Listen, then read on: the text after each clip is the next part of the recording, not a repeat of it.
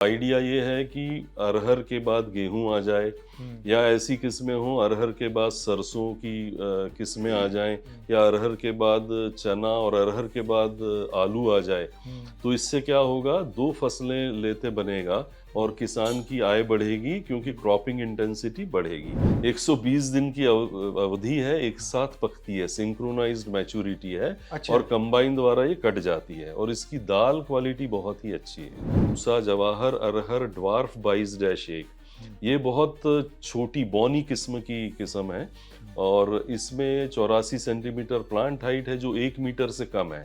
सिर्फ़ 84 हाँ, सेंटीमीटर? और इसकी खासियत ये है कि इसमें शाखाएँ बहुत अधिक हैं। करीब हुँ, 84 शाखाएँ हैं एक पौधे में। तो खरपतवार नियंत्रण के लिए बुआई के तुरंत बाद पेंडामिथिलिन का जो है मिट्टी के ऊपर स्प्रे करना है। जैसे आज बुआई की तो आज ही करना है। वो इल्ली क्या करती है, कलियों का गुच्छा बनाती है और सारी कलियाँ खा जाती है। तो इसके नियंत्रण के लिए जो बहुत ही उचित अवस्था है, वो है जब कली हरी से सफ़ेद दिखने लगे। इसकी बुआई 9 जुलाई 2018 को की गई थी। हुँ, उसका पूरा साइंटिफिक तरीके से कटाई करके हुँ, पूरे बहुत सारे सैंपल लेके एवरेज प्रोडक्टिविटी निकाली थी। हुँ, तो 18.8 आई थी। हुँ, तो उसमें हाईएस्ट वैल्यू करीब 21 के आसपास भी थी हुँ। और लोअर वैल्यू करीब 18-17 भी थी।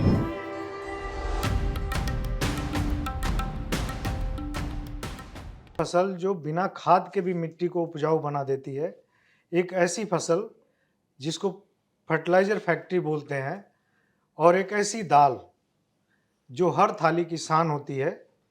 मैं बात कर रहा हूँ दालों में सबसे लोकप्रिय अरहर की, जिसकी इतनी सारी खूबियों के बावजूद किसान खेती करने से आजकल कतराते हैं। आखिर इसमें क्या समस्या है? क्यों भारत सरकार को पल्सेस मिशन चलाना पड़ा?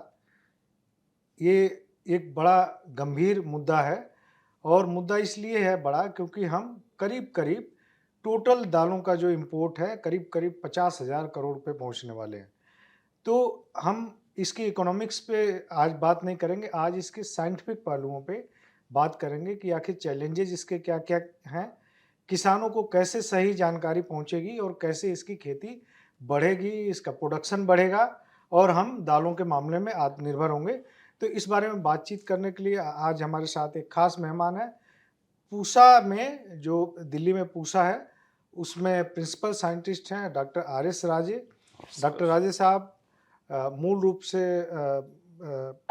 मध्य प्रदेश के रहने वाले हैं। मध्य प्रदेश के ही जबलपुर से इनकी पढ़ाई हुई है और एग्रीकल्चर सेक्टर में खेती-किसानी की सेवा करते हुए करीब-करीब 28 साल हो गए हैं इनको और 20 साल से सिर्फ़ अरहर पे इनका काम है।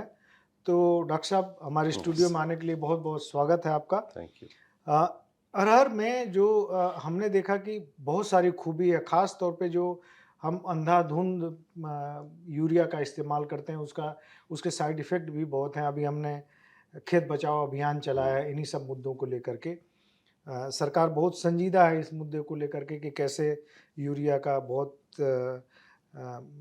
कंज़म्पशन कम करना है और ये जो अरहर है ये नाइट्रोजन को फिक्स करती है बिल्कुल। ज़मीन में, फर्टिलाइज़र फैक्ट्री इसीलिए हम लोग बोलते हैं।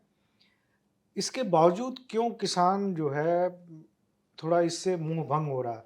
मैं जहाँ से आता हूँ, मैं पूर्वांचल से आता हूँ, वहाँ पे हमारे देखते-देखते अरहर की खेती गायब हो गई। तो इसके बहुत सारे पहलू हैं, बहुत सारे कारण हैं। मेन जो आप लोगों ने एक साइंटिफिक एक एंगल से क्या देखा होगा कि क्यों इसमें किसानों के सामने क्या चैलेंज आ रहा है जिससे वो थोड़ा-सा जी, हटते हैं पीछे? जी, जी। देखिए, अरहर की क्रॉप चूँकि खरीफ सीज़न की क्रॉप है, हाँ। तो चैलेंजेस बढ़ जाते हैं। यदि हम कंपेयर करें रबी सीज़न की क्रॉप के साथ, तो हुँ, अरहर में चैलेंजेस बढ़ जाते हैं। जैसे हुँ। पहला है कि पानी भराव की समस्या। पानी भर जाए तो पौधे सेंसिटिव होते हैं तो अरहर बारिश के। के सीज़न में शुरू बारिश होता के काम सीज़न इसका। में तो जहाँ पानी भर जाता है, वहाँ पौधे मर जाते हैं, हुँ, तो पौधों की संख्या कम हो जाती है। हुँ, तो इसके लिए लेवल्ड फील्ड होना चाहिए और जल निकास अच्छा होना चाहिए, ड्रेनेज अच्छा होना चाहिए। हुँ, बारिश का पानी खड़ा नहीं होना चाहिए। बारिश हुँ, का पानी खड़ा होने से एक बीमारी है जो फाइटोप्थोरा ब्लाइट बोलते हैं हुँ, उसको, हुँ, तो वो बीमारी आ जाती है। तो जल भराव नहीं होना चाहिए। दूसरा है कि खरपतवार नियंत्रण। सही समय पर सही तरीके से करने की ज़रूरत होती है। यदि नियंत्रण तो किया, लेट किया, यदि थोड़ा-सा बाद में किया, तो उतना उसमें नहीं पौधों की संख्या घट ही जाती है। तो खरपतवार से पौधे मर जाते हैं अरहर के और पौधों की संख्या फिर कम हो जाती है। तीसरा जो है, वो है कि फंजीसाइड से ट्रीट करके बीज को बोना चाहिए, बेहद ज़रूरी है। और उसके साथ अभी ट्राइकोडर्मा है और भी फॉर्मुलेशंस हैं, हम बात करेंगे उन पे। हम्म उससे ट्रीट करके ही बोना चाहिए। फिर आता है कीट नियंत्रण। हम्म कीट नियंत्रण बहुत ही ज़रूरी वो चीज़ है, सही समय पर हम्म सही तरीके से कीट का नियंत्रण ज़रूरी है। जैसे ये लाइट ट्रैप लगाना और फिर उसके बाद उचित अवस्था पे सही ये कीटनाशक का सही मात्रा में सही समय पे प्रयोग करना, ये बेहद ज़रूरी है। फिर 2-3 कीट ऐसे हैं जो पॉलीफेगस हैं, जो कि दूसरी अल्टरनेट होस्ट पे भी रहते हैं, वो कभी भी आ जाते हैं। हम्म तो कीट नियंत्रण एक चैलेंजिंग है। और जो 3 बीमारियाँ हैं अरहर की, एक है फ्यूजेरियम विल्ट, उकठा रोग जिसको बोलते हैं, एक है फाइटोप्थोरा ब्लाइट और तीसरी है बंध्य मोज़ेक जो एसएमडी। तो ये 3 डिजीज़ेज़ के लिए बहुत सारी रेज़िस्टेंट वैराइटीज़ हैं और इनका मैनेजमेंट भी किया जा सकता है। तो ये मेन बिंदु हैं, जो हमारा संस्थान, पूसा संस्थान ने अभी कम अवधि वाली बहुत सारी वैराइटीज़ मेन जो विकसित आप की हैं। बात कर रहे हैं कम अवधि वाली, हाँ, तो जो मैंने यही सवाल पूछा था आपसे, और मुझे लगता है कि मैंने जितना एक कृषि पत्रकार के तौर पे तमाम जी। किसानों से बातचीत की है, हुँ, तो वो कहते हैं कि जब 10 महीने की हम फसल अरहर की लेंगे जी। और उतने में हम 2 फसल ले लेंगे, जी हाँ। है ना? तो इसकी मुझे लगता है इसकी वजह से तो ज़्यादा किसान भगते हैं। अ, तो या तो उनके तक जानकारी नहीं पहुँची है कि बहुत शॉर्ट ड्यूरेशन वाली, जैसे आप लोगों ने काम किया है जी। कि 280 दिन की जी वैरायटी हाँ, के जी हाँ। बजाय 120 दिन में भी अरहर की 200 खेती हो जाएगी। 280 दिन की नॉर्थ ईस्टर्न प्लेन ज़ोन में लगती है हाँ, वो, और 160 से 180 दिन की सेंट्रल ज़ोन जो कि मेजर तो एरिया अगर है वहाँ किसान को लगती ये है। पता हो कि धान जितने अवधि में धान जी की हाँ। खेती होती है, हाँ, हाँ। उतने अवधि में हम अरहर की खेती भी जी ले हाँ। सकते हैं, जी। तो शायद ये एरिया बढ़ेगा हाँ, और अरहर के प्रति फिर से ये होगा हाँ, कि हम बिल्कुल ज़्यादा से ठीक है। ज़्यादा खेती तो करें। जिस बहुत सारे एरिया किसानों को नहीं पता है जी कि हाँ। 280 दिन का ही है या जी, हमें थोड़ा शॉर्ट ड्यूरेशन जी। भी। तो तो शॉर्ट ड्यूरेशन क्या इसीलिए बनाने का आप लोगों का जी हाँ, प्लान आया? देखिए शॉर्ट ड्यूरेशन जैसे नॉर्थ वेस्ट प्लेन ज़ोन है, यहाँ शॉर्ट ड्यूरेशन वैराइटीज़ हम लगा सकते हैं, बिल्कुल उचित एरिया है। हुँ, तो आइडिया ये है कि अरहर के बाद गेहूँ आ जाए, हुँ, या ऐसी किस्में हों अरहर के बाद सरसों की किस्में आ जाएँ, हुँ, या अरहर के बाद चना और अरहर के बाद आलू आ जाए। हुँ, तो इससे क्या होगा, 2 फसलें लेते बनेगा हुँ, और किसान की आय बढ़ेगी क्योंकि हुँ, क्रॉपिंग इंटेंसिटी बढ़ेगी। तो हुँ। कम अवधि वाली अरहर की जो वैराइटीज़ हैं, उसमें जो चैलेंजेस हैं, वो उनके बारे में मैं आपको हाँ, वही, बताऊँगा कि वही। कहाँ-कहाँ क्रॉप के फेल होने का खतरा है, या कहाँ-कहाँ जो सावधानियाँ बरतनी हैं। और सावधानियाँ से ज़्यादा उचित ये होगा कि सही समय पे सही प्रक्रियाएँ करनी हैं। जो प्रैक्टिसेज़ हैं इसके, वो उनके वो बारे में करना है। हम तो पहली बताएँ। चीज़ दर्शकों ये है कि बहुत सारे जो किसान साथी हमारे नहीं जानते हैं, उनको ये जानना चाहिए कि अब साल भर की फसल नहीं रही है अरहर। अब वो आप जितने दिन में धान और गेहूँ पैदा करते जी हैं, हाँ, जी हाँ। उतने दिन में आप अरहर की भी फसल ले सकते हैं। तो पहला उसका मुद्दा ये है डॉक्टर साहब कि पूसा ने जो जी। सबसे प्रीमियर इंस्टीट्यूट है जी, हमारा, जी। है ना? और पूरी दुनिया में नाम है उसका। वो कितनी वैरायटी 120 दिन वाली आप लोगों अ, ने बनाई है? जी। पहले उस पे बातचीत कर जी, लेते जी हैं, हाँ। और इसकी थिंकिंग कैसे आई? क्या इसी वजह से आई हाँ। कि क्रॉपिंग इंटेंसिटी ज़्यादा जी हो? हाँ, बिल्कुल सही आपने कहा। पूसा संस्थान ने प्रोग्राम 2009 से चालू किया था, शॉर्ट ड्यूरेशन जो पे। शॉर्ट ड्यूरेशन पहले भी था, जैसे हाँ। पूसा 991, पूसा 992 किस्में आई हैं, हुँ, अच्छी किस्में थी वो। हुँ, तो ये जो कम अवधि वाली जैसे 120 दिन की वैरायटी, जिसमें पौधों की संख्या पर यूनिट एरिया ज़्यादा है एज़ अच्छा, कंपेयर्ड टू अदर वैराइटीज़, और जो प्लांट लॉन्ग टाइप, ड्यूरेशन के हाँ, मुकाबले। प्लांट टाइप सेमी इरेक्ट है, उससे रिलेटिवली ज़्यादा कॉम्पैक्ट है। और जैसे स्पेसिंग हम लेते हैं 45 सेंटीमीटर बाय 20 सेंटीमीटर या 30 सेंटीमीटर बाय 15 सेंटीमीटर, तो जो स्पेसिंग है कम है, तो पौधों की संख्या अधिक है और ये कम अवधि में पकने के कारण जो रबी की फसल का चॉइस बढ़ जाता है, मेन बात है। तो इसमें अच्छा। पहली जो किस्म है वो पूसा अरहर 16, जो कि बहुत ज़्यादा पॉपुलर हुई है और इसमें दाल क्वालिटी भी अच्छी है। 120 दिन की वैरायटी है। 120 दिन की। ये दिल्ली एनसीटी के लिए विमोचन इसका हुआ था, लेकिन ये वैरायटी अभी और दूसरे रीजन में भी पॉपुलर हो रही है। ये 120 दिन की वैरायटी है और इसमें एक और खासियत है कि यदि मानसून लेट हो जाए, यदि फर्स्ट वीक ऑफ जून में नहीं आता है, तो इसकी बुआई हम फर्स्ट वीक ऑफ जुलाई तक भी कर सकते हैं। अच्छा। खास करके जैसे कुछ किसान हैं जो पूर्वी उत्तर प्रदेश में करीब 10 से 15 जुलाई के बीच में वो बुआई कर बुआई रहे हैं करते हैं। और वो उसकी कटाई करते हैं 10 से 15 नवंबर के बीच में और उसके बाद गेहूं की फसल हो जाती है। तो नॉर्थ वेस्ट प्लेन जोन में ये लगाई जा रही है फर्स्ट वीक ऑफ जून में, हम कहते हैं कि नॉर्थ सही वेस्ट समय है। प्लेन जोन भी थोड़ा समझाते जाइए। मतलब दिल्ली का रीजन, वेस्टर्न, पश्चिम उत्तर प्रदेश, पंजाब, अच्छा, हरियाणा। ये वाला। तो इसके लिए एक और किस्म है पूसा अरहर 2018-4।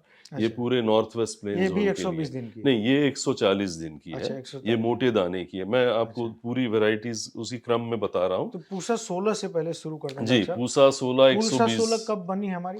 ये 2018 में रिलीज हुई। रिलीज हुई। हाँ। और अभी नई वैरायटी है। इसकी कटाई हम मैकेनाइज्ड तरीके से कर सकते हैं, कंबाइन द्वारा भी ये कटाई की जा सकती है। ये तो भी एक चैलेंज जी था, हाँ, क्योंकि मैनुअल हार्वेस्टिंग उसकी जी हाँ, होती जी थी, हाँ। तो लेबर ज़्यादा तो लगते थे। जैसा आपने कहा कि ज़्यादा पौधों की संख्या होने से खरपतवार भी थोड़ा-सा कम पनपता है उसमें, वो भी एक तो पूसा एडवांटेज है। 16 में कई चीज़ों का ध्यान जी रखा हाँ, गया था। लेकिन एक चैलेंज होता है कम अवधि वाली फसलों में कि कीड़ों का नियंत्रण हमें सही समय पर करना बेहद ज़रूरी है। जो किसान भाई लगा देते हैं और फिर फॉलो नहीं करते, उसको बराबर प्रक्रियाएँ नहीं अपनाते हैं टाइम पे, तो फिर उसमें कीड़े का प्रकोप आ जाने से फिर वो 25 दिन की अवधि से बढ़ जाता है और लेट हो नुकसान जाता है। बहुत होता है। तो पहली किस्म ये पूसा अरहर 16 है, दूसरी पूसा किस्म अरहर 16 का वही बताते जाएँ, तो पूसा अरहर 16 की खासियत ये है कि ये एक 120 दिन साथ, में। हाँ, 120 दिन की अवधि है, एक साथ पकती है, सिंक्रोनाइज्ड मैच्योरिटी है अच्छा। और कंबाइन द्वारा ये कट जाती है और इसकी दाल क्वालिटी बहुत ही अच्छी है। हाँ, तो ये इस पर भी काम। 2-3 इसकी जी हाँ। खासियत है।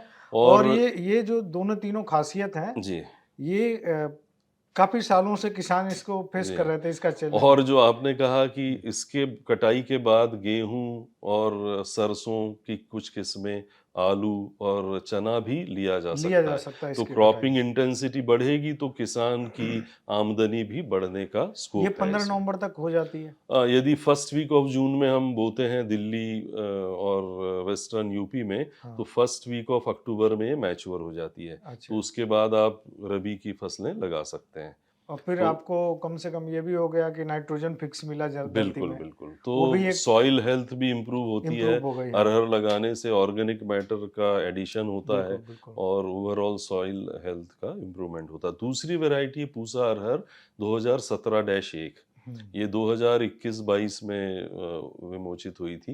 ये 122 से 124 दिन की वैरायटी है। ये भी अर्ली मैच्योरिंग है, हुँ। इंडिटरमिनेट है और इसमें भी स्पेसिंग हम 45 सेंटीमीटर बाय 20 सेंटीमीटर ले सकते हैं। अच्छा। इसी के साथ एक और वैरायटी पूसा अरहर 2018-2 हुँ, रिलीज हुई। ये मोटे दाने की है, करीब हुँ, 8.5 ग्राम्स पर 100 सीड वेट इसका है और ये 132 दिन की मैच्योरिटी है। हुँ। इसमें जो प्लांट टाइप यानी पौधे का जो आर्किटेक्चर है वो सेमी इरेक्ट कॉम्पैक्ट है और ये 132 दिन की वैरायटी है। इसके बाद चना और गेहूं लिया जा सकता है।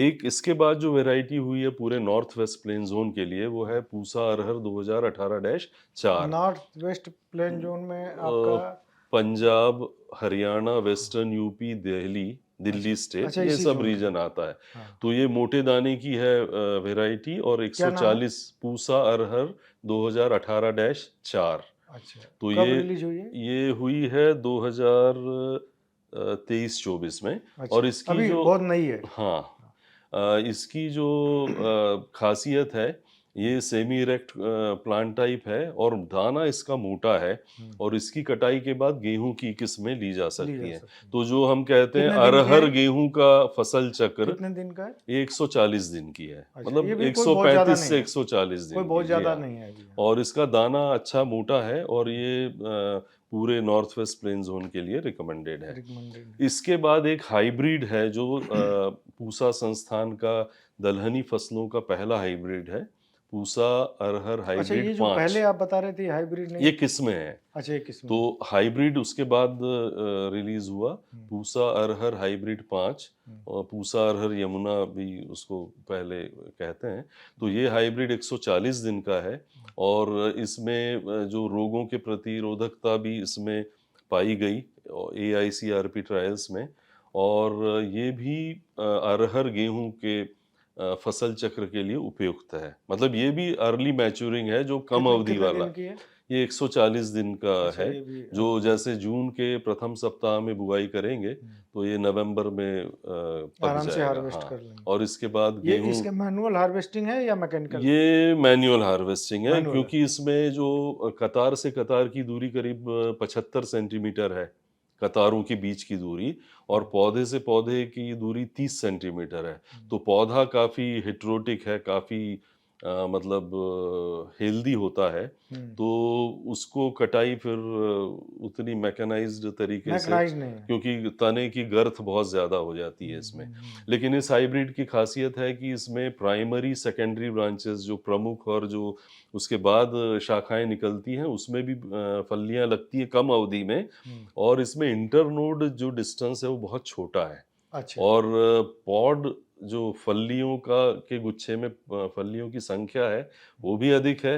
और बीज पर फली, हुँ, यानी सीड्स पर पॉड हम जिसे कहते हैं, वो करीब 5 हैं और हुँ। उसके दाने भी मोटे हैं। तो जनरली ये, कितने होते हैं? जी, जनरली कितना एक फली में? जनरली जो कम अवधि वाली हैं उसमें 3.4 तक होते हैं सीड्स पर पॉड, इसमें अच्छा, 5 तक एवरेज है। हाँ, इसमें 5 है 5 हैं। हाइब्रिड का। और इसका अभी बीज का उत्पादन चल रहा है, तो हुँ। जैसे अवेलेबल हाँ, होगा अभी तो नई किसानों को वैरायटी है मिलेगा। जी 24 हाँ। में अगर आई है तो। इस हाइब्रिड के बाद फिर हम लोगों ने कम अवधि वाली जो वैरायटीज़ हैं जो मैकेनाइज्ड कल्टीवेशन के लिए उपयुक्त हैं, हुँ, ऐसी 3 वैरायटीज़ रिलीज़ हुई हैं, वो JNKVV जबलपुर के हुँ। कोलैबोरेशन में। अच्छा, वैरायटीज़ पूसा IRI और से डेवलप पूसा और हुई हैं। जबलपुर जी हाँ। एग्रीकल्चर यूनिवर्सिटी तो के। JNKVV के कोलैबोरेशन में उन्होंने वहाँ पे यील्ड डेटा के ट्रायल्स लिए और उनके सपोर्ट से मध्य प्रदेश के लिए रिलीज़ हुई हैं। उसमें पहली है पूसा जवाहर अरहर ड्वार्फ 22-1। हुँ, ये बहुत छोटी बौनी किस्म की किस्म है हुँ। और इसमें 84 सेंटीमीटर प्लांट हाइट है जो 1 मीटर से कम है। सिर्फ 84 हाँ, सेंटीमीटर। और इसकी खासियत ये है कि इसमें शाखाएँ बहुत अधिक हैं। करीब हुँ, 84 शाखाएँ हैं एक पौधे में। हुँ, चूँकि ये फैलता है पौधा, इसलिए इसका जो कतार से कतार की दूरी 66.6 सेंटीमीटर है और पौधे से पौधे की दूरी 30 सेंटीमीटर है। हुँ। तो इस कारण से इसका जो बीज दर है प्रति हेक्टेयर वो बहुत कम आती है, करीब ओके, 6 किलो प्रति हेक्टेयर। तो वहाँ पैसा कुछ सेव होता है। बच जाता है और और सीड भी कम सामान्य लगता है। जो और दूसरी किस्में हैं उसमें कितना लगता है? उसमें करीब 15 से 16 किलो प्रति हेक्टेयर है। जैसे 15-16 पूसा किलो और अरहर 6 16 किलो। में 16 किलो से 17 किलो प्रति हेक्टेयर है। बाकी पूसा अरहर 2018-4 में या 2017-1 में करीब 15 किलो प्रति हेक्टेयर है। और तो इसमें सिर्फ 6 किलो। हाँ, इसमें ये 6 किलो है। क्या नाम बताया आपने? पूसा जवाहर अरहर हुँ, ड्वार्फ 22-1। अच्छा, तो ये सिर्फ 6 बौनी किलो। किस्म है और इसमें स्प्रे करना आसान है। अच्छा, जनरली इसमें कितना 86 सेंटीमीटर? नहीं, इसमें 66.6 नहीं, नहीं, सेंटीमीटर कितने कतार कितनी से हाइट है कतार। हाइट कितनी है? हाइट है 84 सेंटीमीटर, जो और 1 जनरली मीटर से जो कम है। दूसरी जैसे पूसा 16 में कितना हाई है? पूसा अरहर 16 में करीब 5.5 फुट करीब होती है वो। हुँ, और जो ट्रेडिशनल वैराइटीज़ हैं, जो यदि लंबी अवधि वाली 280 दिन की या 180 दिन की, वो काफ़ी ऊँची जाती हैं। हुँ। तो ये उनसे हट के है, थोड़ी ड्वार्फ है। प्रोडक्शन किसमें ज़्यादा है? ड्वार्फ में? प्रोडक्शन की बात करें तो इसका 18 से 19 क्विंटल प्रति हेक्टेयर आया है। ड्वार्फ वाले में, हाँ, ड्वार्फ में। और जो पोटेंशियल है 24.4 क्विंटल हमें मिला था, मतलब वो हाईएस्ट का। वो हाईएस्ट मिला था हाँ, due to highest. Environmental condition और वो, लेकिन 18 से 19 पूसा 16 में क्विंटल कितना है पर प्रोडक्शन? हेक्टेयर है। पूसा अरहर 16 में 15 से करीब 19 मतलब उससे 18 ज़्यादा 19 है, क्विंटल पर उससे ज़्यादा है। हेक्टेयर है। हाँ, पूसा अरहर 16 से हट के इसमें खासियत है कि ये बौनी है हुँ, और पूरी सिंक्रोनाइज मैच्योरिटी है और कंबाइन से करीब 1 हेक्टेयर का एरिया आधे घंटे में आप हार्वेस्ट कर सकते हैं। हुँ। कटाई उसकी कर मैकेनाइज़ेज़ मैकेनाइज्ड है हाँ। और एक साथ पकती है और हुँ, इसमें खरपतवार का नियंत्रण आसानी से होता है क्योंकि पौधा फैल जाता है। हुँ, शुरू में 1 महीने थोड़ी-सी केयर लेने के बाद ये पूरा ढक लेता है हुँ, और अंदर से खरपतवार पनप नहीं पाते, हुँ, तो ये एक इसका एडवांटेज है। और इसमें हम लार्ज एरिया एक साथ ले सकते हैं, हुँ, जो कि मैकेनाइज्ड कल्टीवेशन में हो। मैकेनाइज्ड मतलब उसमें मैनुअल लेबर यानी जो लेबर का यूज़ नहीं होगा तो कॉस्ट ऑफ कल्टीवेशन भी घटेगी। हुँ, और इसमें एक और फ़ायदा है कि जब ये मैच्योर होने को हो 10 दिन पहले हम इरिगेट कर सकते हैं खेत को। आप सिंचाई कर सकते हैं रबी क्रॉप के लिए और 10 दिन बाद उससे कंबाइन से कटने के बाद जो मिट्टी है वो कंडीशन में आ जाती है, उसमें सीधे आप डिस्क प्लो चला सकते हैं और अच्छा, रबी के लिए तैयार दूसरी कर फसल सकते के हैं। लिए, हाँ, हाँ। तो समय भी बचता है, हुँ, कॉस्ट भी कम लगती है और आपको लेकिन ये है कि कीड़े का कंट्रोल बहुत ध्यान देने वाली बात है। जो अरहर में कीड़ों का बहुत ही मामला जो है गंभीर है, सेंसिटिव है। सेंसिटिव है और किसान को बिल्कुल हम कहते हैं ना कि he should be on his toes, तो वो बड़ा टाइमली ऑपरेशन करने की ज़रूरत है कि सही समय पे सही कंट्रोल। तो वो पूसा जवाहर अरहर डवार्फ 22 एक वैरायटी है, 132 दिन की अवधि की है। हुँ, इसके बाद पूसा जवाहर अरहर 22-2 हुँ, ये भी जेएनकेवीवी यूनिवर्सिटी और पूसा पूसा अरहर के कोलैबोरेशन में। पूसा संस्थान के कोलैबोरेशन में है। हुँ, ये 115 दिन की वैरायटी है और ये अर्ध-बौनी है। हुँ, इसकी खासियत है कि 115 से 120 दिन में पक जाती है और इसमें फलियाँ जो हैं वो डिस्ट्रीब्यूटेड हैं। डिस्ट्रीब्यूटेड यानी कैनोपी में जो प्लांट पौधे का स्ट्रक्चर है उसमें अलग-अलग जगह पे डिस्ट्रीब्यूटेड होती हैं ज़्यादा हुँ, और काफ़ी हायर यील्डर है। तो इसका भी एडवांटेज है कि ये भी अरहर के बाद सरसों, चना और गेहूँ ऑफ कोर्स ये ले सकते हैं। तीसरी जो किस्म है ये 135 दिन की है हुँ, पूसा जवाहर अरहर 21-29 हुँ, ये बहुत ही बोल्ड सीडेड है। करीब 13 ग्राम 100 दानों का वज़न है और 135 से 140 दिन की है। ये ड्वार्फ 100 नहीं दानों है, का वज़न 13 ग्राम। 13 ग्राम करीब है। तो हुँ, ये ड्वार्फ नहीं है, सेमी ड्वार्फ भी नहीं है, नॉर्मल टॉल प्लांट है 5.5 फीट का। हुँ, लेकिन इसका जो पैदावार काफ़ी अधिक है हुँ, और ये दाना इसका बहुत ही मोटा है। 13 ग्राम करीब दाना है। तो ये 3 वैराइटीज़ अभी 13 ग्राम का 1 दाना, नहीं 100 दानों का 100 वज़न दानों का, 13 अच्छा, ग्राम हाँ। है। हम अरहर में 100 दानों का वज़न से अच्छा बीज का उससे साइज़ मतलब अच्छा नापते हैं। आइडियली क्या होता है कितना माना जाता है अच्छा? देखिए, जो दाल मिल को लगता है जैसे एक मारुति वैरायटी है, बहुत अच्छा, पुरानी वैरायटी है जो हाँ। सेंट्रल ज़ोन जो मेजर एरिया है करीब 82% एरिया है, तो यहाँ की पॉपुलर वैरायटी। हुँ, तो उसमें जो सेंट्रल ज़ोन में मोटा दाना है करीब हुँ, करीब अराउंड 9 ग्राम करीब होता है, 8.5 से 9 ग्राम। तो दाल मिल के लिए फिट वो है वैरायटी। लेकिन जो कम अवधि वाली किस्में हैं, उनमें इन जनरल छोटा दाना होता है। अच्छा, बट मैंने ये जो बताया आपको पूसा जवाहर अरहर 21-29 इसमें काफ़ी मोटा दाना है। हुँ, ऐसे ही जो एक और अभी किस्म रिलीज़ हुई है बहुत ही अभी बड़ी लेटेस्ट है पूसा अरहर 23-4 अभी इसका नोटिफ़िकेशन होना बाकी है। इसका भी दाना करीब 10.5 ग्राम है, हुँ, 10.2 ग्राम है 100 100 दाने का 100 वज़न। दाने का। वो अर्ध-बौनी वैरायटी है। तो जो रिलीज़्ड और नोटिफ़ाई हुई हैं वैराइटीज़ ये हैं। ये अभी जो प्रचलित है। 23-4 है अभी नोटिफ़ाई नहीं हुई है। हुँ, तो तो ये किसान साथियों को ये जानना चाहिए कि कम से कम अगर उनको कई सारी फसलें लेनी है, कम से कम 2 फसल लेनी है साल में, तो शॉर्ट ड्यूरेशन के जी, वैरायटी तैयार है और ये बहुत सारे वजहों की से किसानों तक बात नहीं पहुंचती है। तो हमने इसीलिए ये एक ब्रिज बनने का काम जी, जी, किया कि भई जो गैप है किसान जी। और विज्ञान के बीच में वो थोड़ा-सा हम भर पाएँ, कोशिश जी कर हाँ, पाएँ।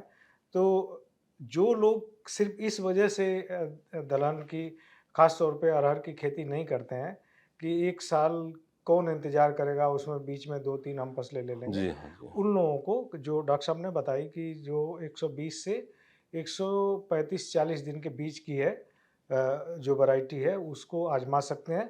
और फ़ायदा ये है कि जब आप गेहूँ या सरसों बोने जाएँगे तो आपका खेत जो है ज़्यादा दूसरी फसलों के मुकाबले ज़्यादा हेल्दी रहेगा।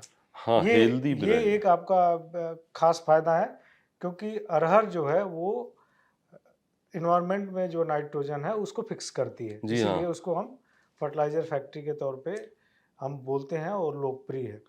तो ये जितनी भी वैरायटी डॉक्टर साहब ने बताई है उस पे आप लोग देख सकते हैं कि आपके लिए क्या मुफ़ीद है।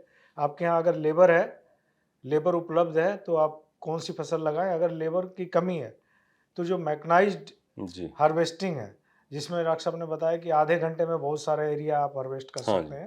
क्योंकि ये बहुत फलियों का पकना भी, क्योंकि दलहनी फसलों में ये बड़ी समस्या रही है कि एक बार में फली नहीं पकती जी हाँ, पूरी। सिंक्रोनाइज़्ड मैच्योरिटी का नहीं प्रॉब्लम होती है, हो। नहीं होती है। तो जिसमें एक बार में ही सारी फलियाँ पक रही हैं, वो आप वैरायटी चुन सकते जी, हैं।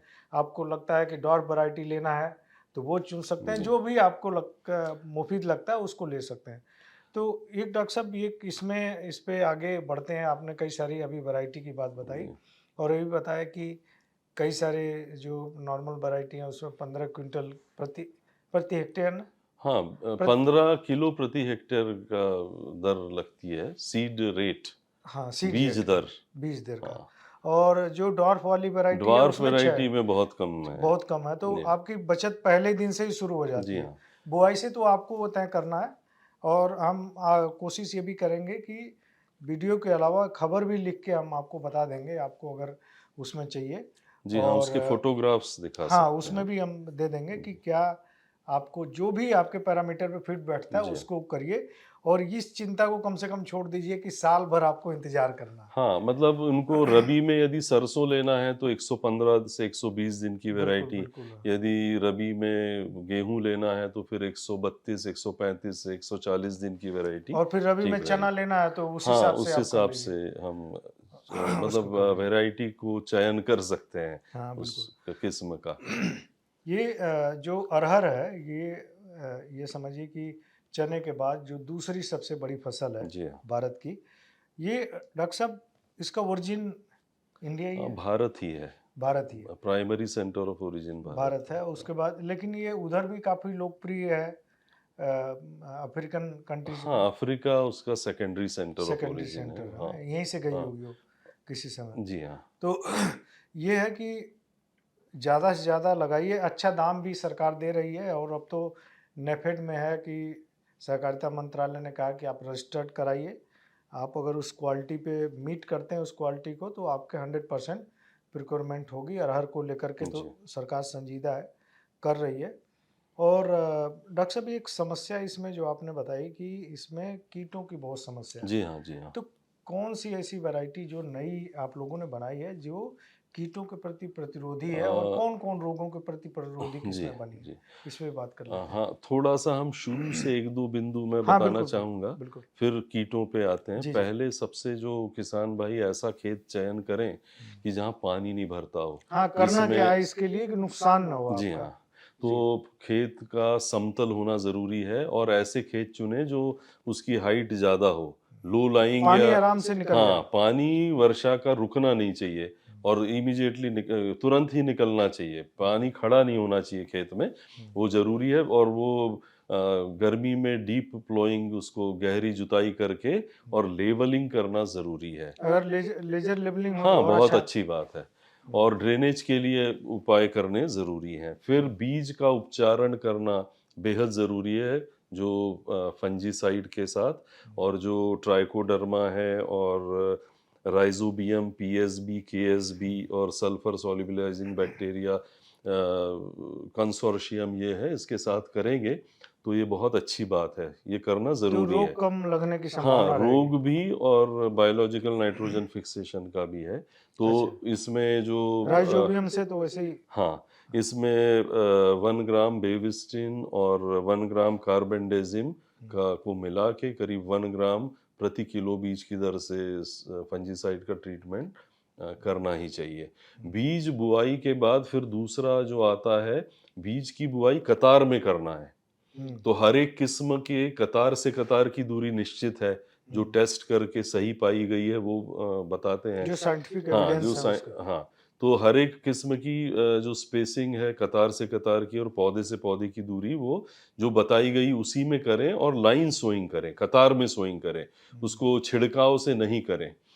बुआई के तुरंत बाद खरपतवार नियंत्रण का बहुत ही क्या बोलते हैं उसको, बहुत ही जरूरी चीज इम्पोर्टेंट, है। क्रिटिकल और ज़रूरी चीज़ है।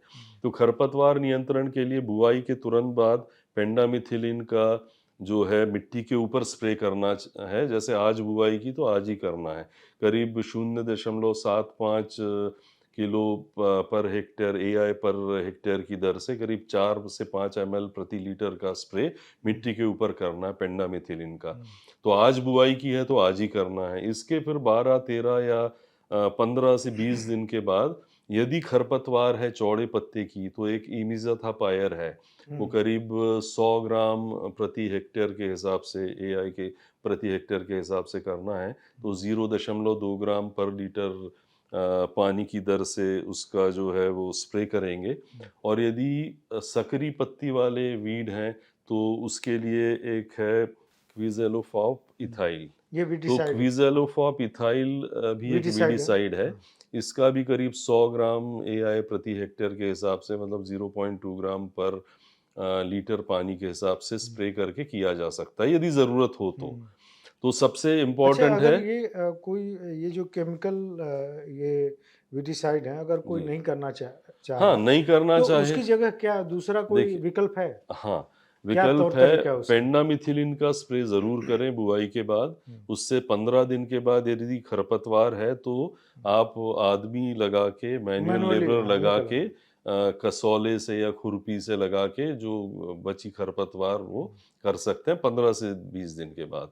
और फिर 1 महीने बाद यदि ज़रूरत हो तो थोड़ा बहुत कर दें। तो ये खरपतवार नियंत्रण बहुत ज़रूरी है। खरपतवार के कारण कई किसान भाइयों की पूरी अरहर की फसल का नुकसान हो जाता है, पौधों की संख्या घट जाती है और जो बचे पौधे हैं उनसे पैदावार पूरी नहीं आती। तो खरपतवार नियंत्रण बेहद ज़रूरी है। खरपतवार नियंत्रण के बाद करीब 1 महीने के बाद हम जो उसको कहते हैं गुड़ाई, गुड़ाई से हम ये समझते हैं कि जो मिट्टी को किसान भाई उससे बुरबुरा कर देते हैं कसौले आसपास, चला हाँ। के ओपन कर दें, उसको खोल दें, तो इससे पौधे की बढ़त बहुत अच्छी होती है। अच्छा। अच्छा, एक जो फर्टिलाइज़र की मात्रा है वो भी बड़ी इम्पोर्टेंट है कि बहुत ज़्यादा किसान एक्सेसिव भाई यूज नहीं डालते हैं, करना। एक्सेसिव यूज़ नहीं करना है।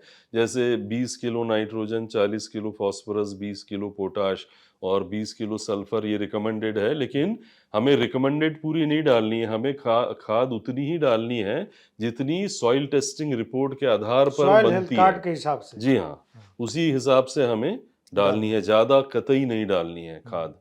और इसके 1 महीने बाद हम उसकी गुड़ाई कर देंगे, तो उससे पौधे की बढ़त बहुत अच्छी होती है।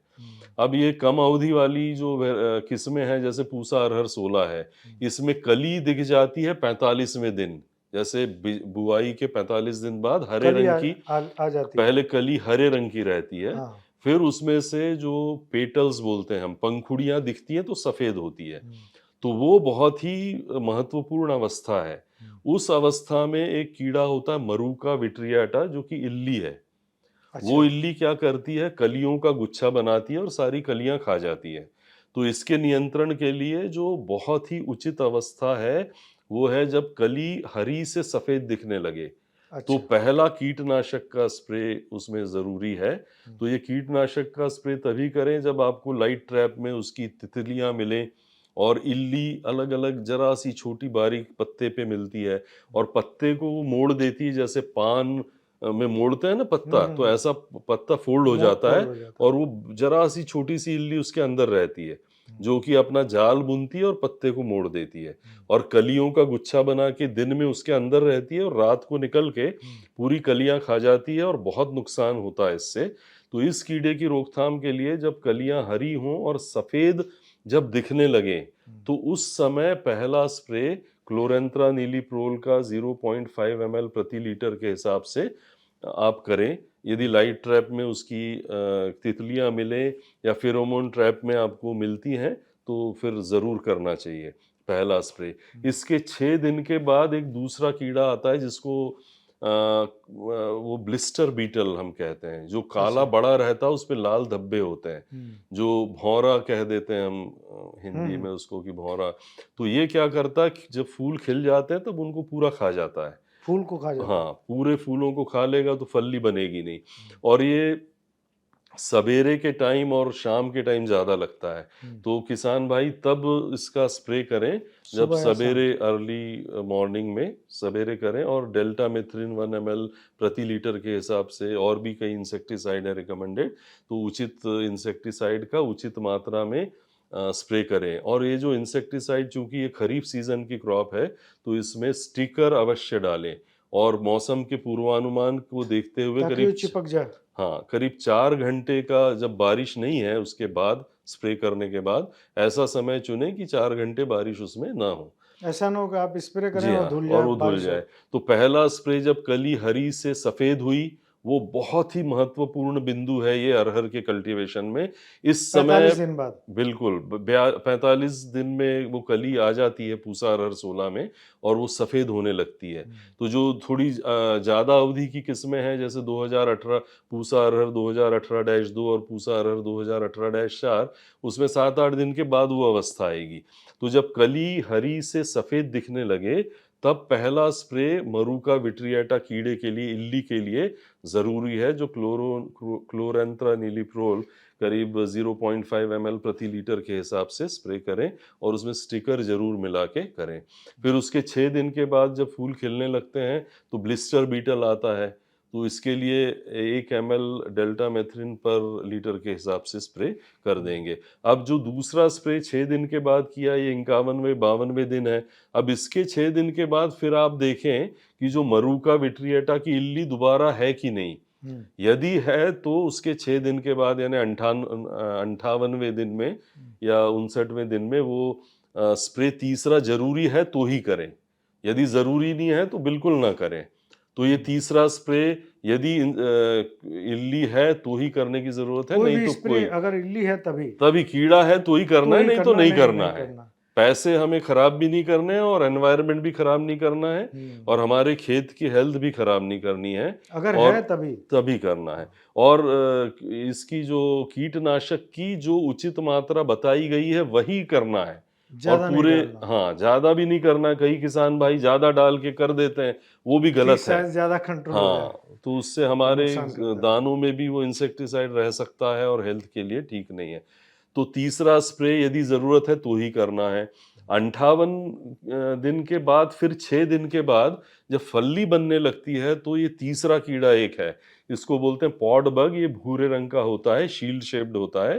ये बहुत, यानी सवेरे के सवेरे सवेरे आप जाएंगे, पौधे को यदि हिलाएंगे आप, तो गिरते हैं ऐसे भूरे रंग के कीड़े। हम्म। और ये क्या करते हैं, सफेद, जैसे पान का रंग लाल होता है, पान खाते हैं तो लाल रंग होता है, वैसा सफेद चूने के जैसा छिड़काव मिलता है खेत में। हम्म। मतलब पत्तियों पे ऐसा चूना जैसे छिड़क दिया है सफेद हम्म। रंग का, तो वो पॉड बग की निशानी होती है। तो कि ये आ गए। ये जब फल्ली बनने लगती है तब आता है। तो अर्ली मॉर्निंग, यानी सवेरे सवेरे आप जाएंगे, पौधे को हिलाएंगे तो वो गिर जाते हैं वो। और आप ऐसे देखेंगे तो वो छुपा रहता है, आपको लगेगा बहुत अच्छी फसल है, कुछ नहीं है नुकसान। लेकिन ये कीड़ा 58 से करीब 50 से 60% का नुकसान कर सकता है। क्यों? क्योंकि ये अपनी सूंड नुमा जो माउथ पार्ट्स हैं उसके, वो डालता है फल्ली के अंदर, और जो दाना बढ़ रहा है उसमें से रस चूस लेता है सारा, ओ, और श्रिवल्ड दाने, यानी सिकुड़े हुए दाने हो जाते हैं फिर, जो उसमें वजन ही नहीं रहता। वजन। तो आपको खेत तो फलियां सब नॉर्मल लगेंगी बाहर से, लेकिन उसमें भराव ही नहीं होगा, और ईल्ड जो आपकी पैदावार है बहुत घट जाएगी। तो ये तीसरा कीड़ा है। तो इसके लिए जो 58 पहला स्प्रे 45 दिन पे बताया मैंने, दूसरा 51 से 52वें दिन में, तीसरा स्प्रे ऑप्शनल है, यानी ज़रूरत है तो ही करेंगे 58वें दिन में। फिर 58 के 6 दिन के बाद 64वें दिन से फिर पॉड बग यदि है तो ही स्प्रे करना है, यदि नहीं नहीं है तो नहीं करना है। तो 3 मेन कीड़े आते हैं। 3 मेन ये कीड़े हैं, ये पॉलीफेगस हैं तीनों, क्यों? पॉलीफेगस का मतलब इनके अल्टरनेट होस्ट हैं, यानी ये दूसरी फसलों पे भी को भी रहते खाता हैं, है, ढेंचे पे भी रहते हैं। मोनोफेगस नहीं है। हाँ, तो ये संभावना बहुत रहती है कि ये आएंगे ही, और आजकल मरूका तो बिल्कुल आता ही आता है। अच्छा। तो इससे बचने के लिए ये कीट नियंत्रण को बहुत ही सिंसियरिटी के साथ हमें फॉलो करने की ज़रूरत है। लेकिन मेरा मतलब ये भी नहीं है कि ज़्यादा स्प्रे करें या ज़्यादा डोज़ से करें, नहीं। यदि ज़रूरत है तो ही करें, और और उतना किसान राइट भाई डोज। लाइट ट्रैप यूज़ कर सकते हैं, जो कि सोलर उसमें बैटरी होती है। वैसे लाइट ट्रैप यूज़ करेंगे, और उसमें यदि तितलियाँ मिलती हैं, मतलब इसकी जो मॉथ बोलते हैं हम उसको, हम्म। वो यदि मिलती हैं तो आप ज़रूर स्प्रे करें, और यदि नहीं मिलती हैं तो फिर खतरा नहीं है। तो तो ये, लाइट ट्रैप से देख सकते हैं ना आपकी हाँ, ये कीड़े आ गए हैं या नहीं जी है, हाँ, मतलब इकोनॉमिक थ्रेशोल्ड लेवल से ज़्यादा जब होती तभी स्प्रे करना तभी है। स्प्रे करना। तो अब मैं इसको फिर से थोड़ा-सा दोहराता हूँ। पहला, जैसे पूसा अरहर 16 है तो 45वें दिन में कली हरी दिखने लगती है। उसके बाद वो सफ़ेद दिखना चालू हो तो पहला स्प्रे करना है। वो मरूका विट्रियाटा के लिए क्लोरेंथ्रानिलिप्रोल का कर सकते हैं 0.5 ml प्रति लीटर के हिसाब से। उसके 6 दिन के बाद जब फूल खिलने लगते हैं तो ब्लिस्टर बीटल आता है, जो कि डेल्टामेथ्रिन 1 ml प्रति लीटर के हिसाब से स्प्रे करके कंट्रोल कर सकते हैं। रिकमेंडेड इंसेक्टिसाइड और भी हैं, ये मैं एक-एक बता हाँ रहा हूँ बिल्कुल कि बिल्कुल। फिर इसके दूसरे स्प्रे के 6 दिन के बाद 58वें दिन में यदि मरूका विट्रियाटा की इल्ली आती है तो ही स्प्रे करना है, और नहीं आती तो नहीं करना है। तो ये तीसरा स्प्रे के फिर 6 दिन के बाद, यानी करीब 64-65वें दिन में जो पॉड बग यदि है, यदि सफ़ेद छींटे दिख रहे हैं और बहुत सवेरे-सवेरे यदि आप पेड़ को हिलाएँगे तो कीड़े भूरे रंग के गिरते हैं, तो उनके लिए फिर डेल्टामेथ्रिन का 1 ml प्रति लीटर के हिसाब से स्प्रे कर सकते हैं। अब ये तो बात हो गई कीट नियंत्रण की, जिसे बहुत ही सिंसियरली फॉलो करने की ज़रूरत है। अब इसके बाद जो बीमारियां हैं अरहर में, 3 आती हैं। पहली आती है उकठा, दूसरी है फाइटोप्थोरा ब्लाइट, और तीसरी है एसएमडी, स्टेरिलिटी मोजाइक डिजीज। तो नॉर्थ वेस्ट प्लेन जोन में जनरली ये नहीं पाई जाती, और इसमें बीज उपचारण बेहद ज़रूरी है, जो मैंने बता दिया। बिल्ट बहुत खतरनाक है हाँ, इसलिए। विल्ट खतरनाक उकठा है, तो उकठा इसके बोलते लिए हैं ना, प्रतिरोधक, जी हाँ, उकठा। उकठा, तो प्रतिरोधक किस्में हैं ऑलरेडी, ये जो जैसे, तीन महत्वपूर्ण, तीन मेन जी, बीमारियां आपने बताई जी। हैं, इसकी प्रतिरोधक किस्में बनी हैं क्या? हाँ, इसकी वैराइटीज़ ऑलरेडी अवेलेबल हैं, मैंने कौन आपको कौन सी? लिस्ट दे रखी हाँ है, वो आप ठीक, इसमें बता बिल्कुल देवें। बिल्कुल हाँ। तो बहुत सारी वैराइटीज़ हैं जो कि एसएमडी और विल्ट के लिए भी रेजिस्टेंट है। All India coordinated research project जो अरहर पे काम कर रहा है ऑल ओवर इंडिया में, तो अलग-अलग जगह से काफ़ी रिसर्च हुआ मतलब है, कोशिश उसमें ये अच्छी करें कि नई वैराइटीज़ हैं। वैरायटी देख देख के लें। गोदावरी वैरायटी भी अच्छी है, बीएसएमआर वाली सीरीज़ में भी अच्छी वैराइटीज़ हैं। तो ये वैरायटियों का उपयोग करें, और जैसे इनमें उकठा रोग है, तो उसमें बीज उपचारण तो ज़रूर करना ही है। तो उकठा और फाइटोप्थोरा ब्लाइट के लिए बीज उपचारित करना ज़रूरी है। फाइटोप्थोरा ब्लाइट बीमारी जैसे नॉर्थ वेस्ट प्लेन ज़ोन है, नॉर्थ ईस्टर्न प्लेन ज़ोन है, यहाँ ज़्यादा आती है। तो इसमें जल भराव नहीं होना चाहिए। खेत में पानी खड़ा नहीं होना चाहिए। पानी यदि पानी खड़ा खड़ा होगा तो होगा आएगी तो ये बीमारी। बीमारी आने की संभावना बेहद अधिक हो जाती है। तो ड्रेनेज को अच्छा करना ज़रूरी है। जो एसएमडी डिज़ीज़ है उसमें वो शॉर्ट ड्यूरेशन वैरायटी में बहुत कम बार आती है, लेकिन आए तो उसके लिए डाइकोफॉल और एक डाइकोफॉल का स्प्रे कर सकते हैं 0.2% से। तो वो ज़्यादा इसमें नुकसान नहीं होता है, नॉर्थ वेस्ट प्लेन जोन में नहीं पाया जाता। तो ये 3 बीमारियां हैं, तो इनके लिए प्रतिरोधक जो किस्में ऑलरेडी डेवलप्ड हैं उन्हें ही लगाएं। अच्छा। और ये प्रमुख बिंदु थे, तो मैं एक बार रिपीट कर देता हूँ। पहला तो खेत का चुनाव, ड्रेनेज पानी का अच्छा होना चाहिए, जल भराव नहीं होना चाहिए, लेवल फील्ड होना चाहिए। दूसरा, बीज को उपचारित फंजीसाइड से उपचारित करके बोना चाहिए। तीसरा जो है, जर्मिनेशन अच्छा लेने के लिए उचित बीज, जो शुद्ध बीज है, सर्टिफाइड बीज है, वही लें। और वही लेना चाहिए। और बीज को उपचारित करके लाइन में कतार में बोना चाहिए। फिर खरपतवार नियंत्रण के लिए पेंडामिथिलिन का स्प्रे बुआई के तुरंत बाद करें। 15 से 20 दिन में यदि खुरपी से निंदाई गुड़ाई करते हैं तो अच्छा है, ज़रूरत है, नहीं तो इमिज़ाथापायर का स्प्रे कर सकते हैं। और यदि सकरी पत्ती वाले बीज हैं तो क्विज़ेलोफॉप इथाइल का भी स्प्रे किया जा सकता है। फिर कीट नियंत्रण बेहद महत्वपूर्ण है, जो कली हरी से सफ़ेद होने पे पहला मरुका विट्रियाटा के लिए स्प्रे क्लोरेंथ्रानिलिप्रोल 0.5 ml प्रति लीटर के हिसाब से कर सकते हैं। 6 दिन के बाद ब्लिस्टर बीटल आता है जो खिले फूल को खा जाता है, उसको कंट्रोल करने के लिए उचित कीटनाशक जैसे डेल्टामेथ्रिन 1 अच्छा डॉक्टर ml साहब, पर इसके लीटर कर इसका सकते हैं। अगर कोई जैविक खेती कर रहा है जी, अरहर की, जी हाँ, जी हाँ, और फिर ये रोग लग रहे हैं या जी हाँ, कीड़े लग रहे हैं, जी हाँ। तो क्या करेगा वो फिर? उसमें जो जैसे नीम बेस्ड इंसेक्टिसाइड हैं वो हैं ऐसे सीडलिंग नीम अवस्था बेस्ड? से भी, हाँ हैं, हैं। कुछ किसान कर भी रहे हैं। जैसे अच्छा, एक वेस्टर्न यूपी लेकिन में, जैविक तो कम होगा। हाँ, कम है। जैविक का जैविक एरिया का भी उतना प्रचलन नहीं है, हाँ, नहीं, प्रोटोकॉल अभी स्टैंडर्डाइज़ होने में थोड़ा-सा डेवलप अभी नहीं चल हुआ है। रहा है, होने पे हो जाएगा, लेकिन ऐसा नहीं कि नहीं हो सकता। हाँ, हो सकता है, कुछ किसान भाई कर भी रहे हैं, अच्छा। लेकिन उसमें उचित अवस्था पे कंट्रोल होना ज़रूरी है। नहीं तो ये जो 3 क्योंकि कीड़े हैं, सेंसिटिव क्रॉप है हाँ, और ये 3 कीड़े क्या हैं, पॉलीफेगस हैं, तो ये कहीं न कहीं मिलते हैं। भोजन और भोजन एक और ढूँढते हैं। बिंदु है कि खेत में खरपतवार नहीं होना चाहिए। खरपतवार रहने से ये कीड़े पनपते हैं उस पे भी फिर। तो खेत साफ सुथरा होना चाहिए, ये भी ज़रूरी है। तो जो ऑर्गेनिक तरीके से जो आप कह रहे हैं, कुछ किसान भाई कर रहे हैं। कर रहे हैं। जैसे पूसा अरहर 16 में उन्होंने किया है, मुझे उन्होंने बताया है, तो बहुत ही उत्साहजनक ये किसने किसने किया? न्यूज़ है। एक किसान है, यहाँ पर है किसान भाई हमारे, अमरोहा में हैं, वो कर रहे हैं। और एक दो और किसान भाई हैं जो इसको फॉलो कर रहे हैं, लेकिन इसमें इन अभी, जनरल अभी लार्ज स्केल पे नहीं हाँ, है। लार्ज स्केल पे, और उसका प्रोटोकॉल का स्टैंडर्डाइज होने का अभी प्रक्रिया अभी टाइम जब लगेगा। हो जाएगी तभी हम कुछ कह हाँ, पाएंगे। कुछ कह पाएँगे। तो ये लेक मुख्य बिंदु लेकिन थे ये जो, है, एक चीज़ ज़रूर ध्यान रखना है कि ज़्यादा खाद का इस्तेमाल नहीं करना। बिल्कुल, बिल्कुल। पेस्टिसाइड का भी इस्तेमाल तभी करना जब उसकी ज़रूरत हो। जी हाँ। वरना ये और नहीं है कि पहले प्रिकॉशनरी बीज आप बीज इस्तेमाल करें। उपचारण जो राइजोबियम से है, पीएसबी से है, केएसबी से है, हाँ, सल्फर सॉल्युबलाइजिंग कंसोर्शियम है, ट्राइकोडर्मा है, ये ज़रूर अपनाना चाहिए। इससे फिर ये जो बीमारियां ये नहीं लगती हैं, और नाइट्रोजन फिक्सेशन से जो मृदा की जो स्वास्थ्य में भी वृद्धि होती अच्छा, है, और इसमें इसमें जो फर्टिलाइजर भी डॉक्टर साहब आपने मिलता है। जो इतनी सारी वैरायटी बताई हैं, जी, अलग-अलग कंडीशन के लिए, जी हाँ, अलग-अलग ज़ोन के लिए, जी हाँ। इसमें नहीं, हाईएस्ट अलग-अलग ज़ोन के लिए नहीं, वो नॉर्थ वेस्ट प्लेन ज़ोन के लिए ज़्यादा हैं, हाँ, दिल्ली स्टेट के आसपास।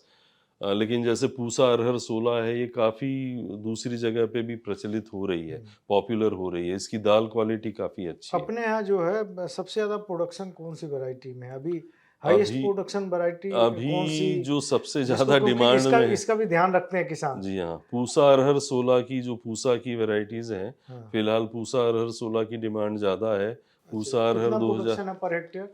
इसका देखिए, ये जो सवाल है, ये बड़ा कठिन सवाल है। हुँ। आपकी प्रोडक्टिविटी अच्छी तब आएगी जब आप सारी चीज़ें सही तरीके नहीं, से कोई करेंगे। किसान अगर मान ली तो ये आप 18 से आपके 19, आपके रिकॉर्ड में, जैसे आप लोग जो जी हाँ, इसका जी हाँ, प्रदर्शन करते जी हैं, हाँ, ये आई, उसमें उसमें हाईएस्ट कितना जी आया हाँ, है? मैं बताता हूँ। पूसा संस्थान में क्रॉप कटिंग एक्सपेरिमेंट किया गया था। हुँ, तो इसकी बुआई 9 जुलाई 2018 को की गई थी। हुँ, उसका पूरा साइंटिफिक तरीके से कटाई करके हुँ, पूरे बहुत सारे सैंपल लेके एवरेज प्रोडक्टिविटी निकाली थी। हुँ, तो 18.8 आई थी। हुँ, तो उसमें हाईएस्ट वैल्यू करीब 21 के आसपास भी थी, हुँ, और लोअर वैल्यू करीब 18-17 भी थी। तो एवरेज 18.8 क्विंटल पर हेक्टेयर आया। हुँ, तो हम ये कहें कि कई बार किसान भाई बताते हैं 20 क्विंटल भी लेते हैं, हुँ, 21 क्विंटल भी लेते हैं। तो वो जब सभी चीज़ें सही समय पे सही तरीके से आप करेंगे, पौधों की संख्या होनी चाहिए पैदावार आने के लिए। यदि पौधे नहीं हैं तो कैसे पैदावार आएगी? फिर कीट नियंत्रण ज़रूरी है सही समय पे। तो सारी चीज़ें, खरपतवार नियंत्रण भी तो ये ज़रूरी है। पूसा 16 अभी मतलब ठीक-ठाक नहीं, वैरायटीज सभी अच्छी हैं, लेकिन चूंकि ये 2018 में रिलीज हुई थी तो अब काफी पॉपुलर हो रही है, इसकी डिमांड काफी एरिया है। इसका बढ़ गया जो होगा अभी तो नई वैरायटीज आ रही हैं वो धीरे धीरे धीरे पॉपुलर होंगी। धीरे रिप्लेस होंगे। हाँ, जैसे जैसे बीज की उपलब्धता बढ़ेगी तो फिर हम्म। अच्छा, इसमें जो आपका 20 साल का करीब इसमें लगातार अरहर पे ही काम है, सबसे बड़ा चैलेंज एज ए साइंटिस्ट आपको किसानों से जो फीडबैक मिला है वो क्या मिला है? सबसे जो हाँ, बहुत। एक कॉमन जी होता है ना जी कि जी आपने 20 चीजें आई आपके पास, जी जी। उसमें से 7-8 चीज तो एक ही टॉपिक पे है, देखिए, तो बहुत ही क्या आपने चैलेंज? बहुत ही प्रैक्टिकल सवाल पूछा है। खेत में फसल खड़ी करना, पौधों की उचित संख्या, जर्मिनेशन लेना, प्लांट स्टैंड लेना, पौधों का प्लांट स्टैंड खड़ा करना, ये एक चैलेंज है पहला। दूसरा है खरपतवार नियंत्रण का। फिर उसके बाद पौधों को बचाए रखना, पानी भरना तो ड्रेनेज अच्छा करना, ये मैनेजमेंट में पार्ट आता है। फिर आता है कीट नियंत्रण। और खेत में पानी हमेशा भरा नहीं होना चाहिए, पानी खड़ा ही नहीं होना चाहिए, ड्रेनेज बहुत अच्छा होना चाहिए, खेत बिल्कुल नहीं, पानी। ये तो आपने बताया है। जी किसानों को से जो फीडबैक आता है कि जी। कौन सी चीज का चैलेंज देखिए, ज्यादा सबसे फेस पहला करते तो हैं? है जर्मिनेशन अच्छे से लेना, एक चैलेंज है। हाँ। खरपतवार नियंत्रण नहीं कर पाते किसान ढंग हम्म, से, हम्म, वो चैलेंज है। फिर उसके बाद आपका कीट नियंत्रण नहीं कर पाते हैं, क्योंकि इसमें क्या है ना, ऐसे किसान जिसको स्प्रेयर कहीं से लेना है, फिर वो अरेंज करने में देर लग जाती है। फिर स्प्रे किया, अच्छा बारिश हो गई तो थोड़ा प्रॉब्लम हो जाता है। तो थोड़ा सा स्मार्टनेस की ज़रूरत है, अलर्ट रहने की ज़रूरत है। बिल्कुल क्रिटिकली हम यदि उसको अपनाएं, करें, टाइम से स्टिकर डालें इंसेक्टिसाइड के घोल में, तो ये सब छोटी छोटी बातें हैं, लेकिन टाइमली ऑपरेशन और सही तरीके से खेती करने की बेहद आवश्यकता है।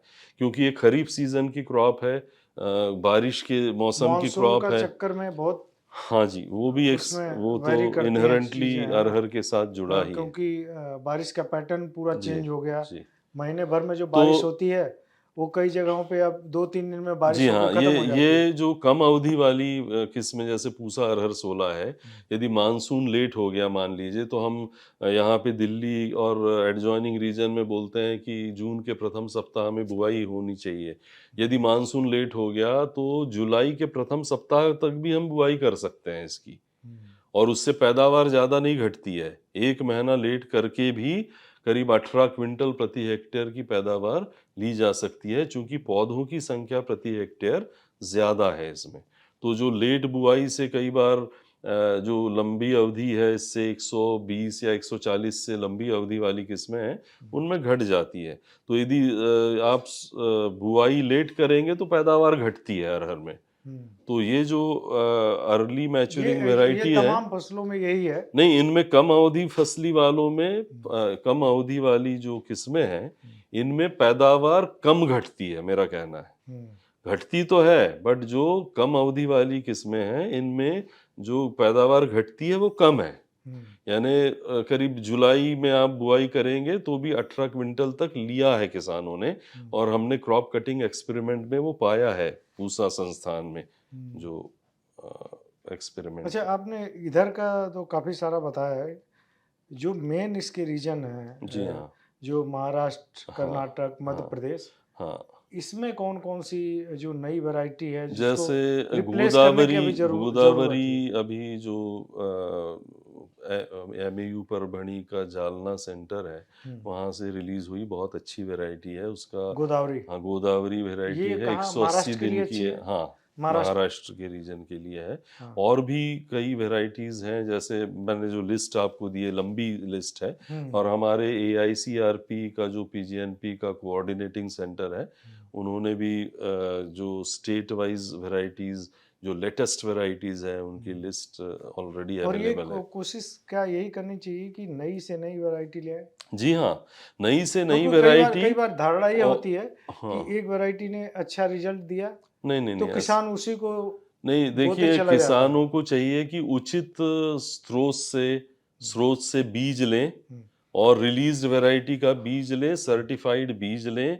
और जो नया पैकेज हो। ऑफ प्रैक्टिसेस है, पैकेज ऑफ प्रैक्टिसेस यानी जो स्टैंडर्डाइज्ड प्रोटोकॉल जो उस वैरायटी के लिए, हर एक वैरायटी के लिए अलग अलग हो सकता है। जैसे स्पेसिंग मैंने बताया, इस किस्म की स्पेसिंग कतार से कतार, पौधे से पौधे की दूरी ये है, इस किस्म की ये है।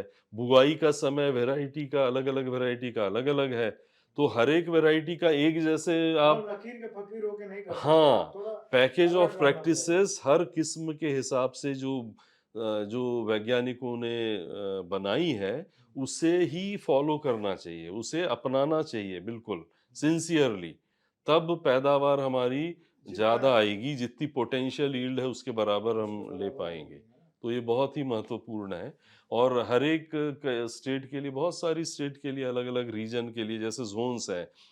नॉर्थ वेस्टर्न प्लेन जोन के लिए मैंने बताई पूसा अरहर 2018-4, नॉर्थ ईस्टर्न प्लेन जोन के लिए भी है, सेंट्रल जोन के लिए भी है, साउथ जोन के लिए अलग वैरायटीज। AICRP PGNP का जो है all India coordinated research project PGNP पे, उसके द्वारा CVRC से भी रिलीज्ड हैं और स्टेट वेराइटल रिलीज कमेटी से भी रिलीज किस्में हैं।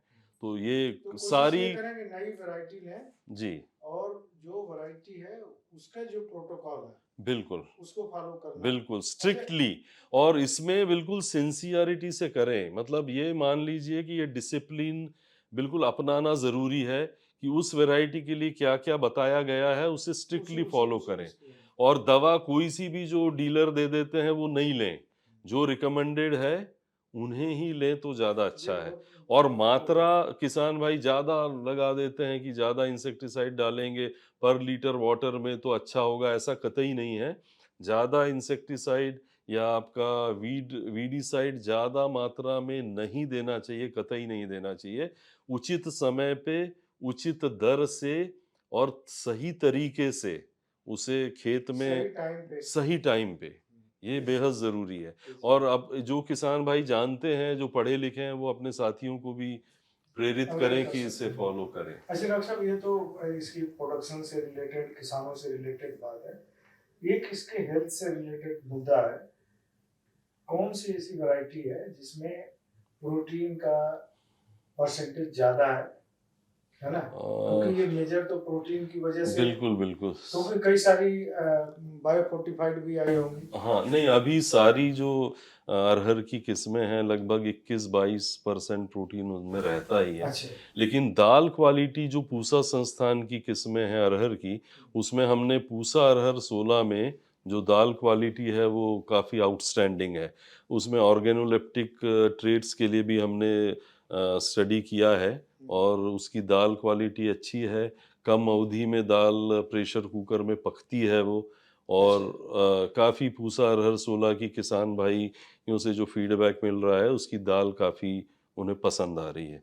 और उसका कलर बिल्कुल लाइट पीला है, लाइट येलो कलर है, मटमैला कलर नहीं है दाल का, लाइट येलो कलर है। तो जो क्वालिटी वाइज अभी पूसा अरहर 16 का हमने टेस्ट किया है कि बेहतरीन क्वालिटी है बेहतरीन दाल की। जी क्वालिटी, हाँ, 22-23% प्रोटीन, 22-23 21-22% जो है 21-22% प्रोटीन के रहता है। आसपास हाँ रहता जी, है। हाँ जी। और डॉक्टर साहब, एक ब्रीडर के लिए मैं एक लास्ट सवाल चाहूँगा जी हाँ। कि एक ब्रीडर के तौर पे एक नई वैरायटी पूरी डेवलप करने में हम्म। कितना लगभग टाइम लग जाता है? देखिए अरहर बड़ी कठिन क्रॉप मानी क्योंकि जाती है। गेहूं धान का तो बहुत ज्यादा जी हाँ, जी हम हाँ। लोग बहुत तेजी से काम होता है। जी हाँ। अरहर में अभी क्या होता है, ये जो हम कहते हैं number of generations per year, यानी जो बीज से बीज एक साल में कितने बार हम ले सकते हैं, तो एक ही बार ले सकते हैं अभी। अभी जो ऑफ सीजन नर्सरी में हम लेते हैं तो 2 फसलें ले लेते हैं एक साल में।